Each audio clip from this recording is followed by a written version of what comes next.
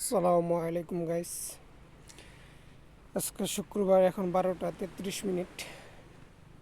যাইছি মসজিদে নামাজ পড়ার জন্য। এটা হলো মসজিদ।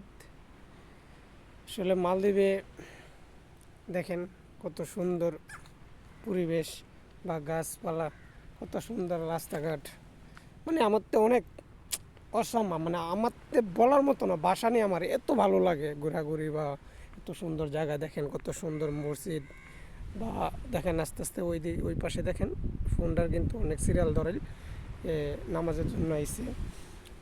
দেখেন কত সুন্দর পরিবেশ, কত সুন্দর। হ্যাঁ, আমি এখন হাঁটে হাঁটে পা করে সাগরের একটু পাড়ে যাচ্ছি আপনাদেরকে ভিউটা দেখাবার জন্য।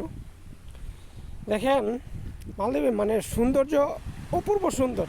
যারা সময় পাইবেন, মানে একটু ঘোরাঘুরির সুযোগ হবে বা আপনার এই ক্ষমতা আছে, অবশ্যই মালদ্বীপে আসবেন। মালদ্বীপের পরিবেশটা অনেক সুন্দর, অনেক সুন্দর। মানে আমার তো অনেক ভালো লাগে। আপনি যদি সারাদিন নাও খান, যদি সাগর পাড়ে বসে থাকেন বা সাগর পাড়ে একটু সময়টা কাটান, আপনার মানে অনেক ভালো লাগবে। অনেক একটা সৌন্দর্য, যে মালদ্বীপ যে একটা সুন্দর, যে সাগরের লারে বসার জায়গা রাখে, বা ডাব গাছে, মানে ডাব গাছের দড়ি বাইন্দা জলুরি রাখে, এখানে বসে থাকে।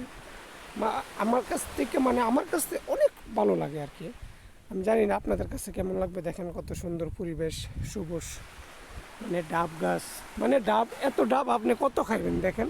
আবার কিনতে গেলে অনেক দাম। হ্যাঁ, কিনতে গেলে 30 টাকা 35 টাকা, বাংলায় 150 টাকা লাগে একটা ডাব। কিন্তু এভাবে অনেক ডাব থাকে। আপনার যারা মালিকানা আছেন, মালিকে থাকেন, আইল্যান্ডে থাকেন, বা তারা খাইতে পারে, অনেকে খায়ও না, আমিও খাই না। কিন্তু আমার তো অনেক ভালো লাগে সাগরের পরিবেশটা।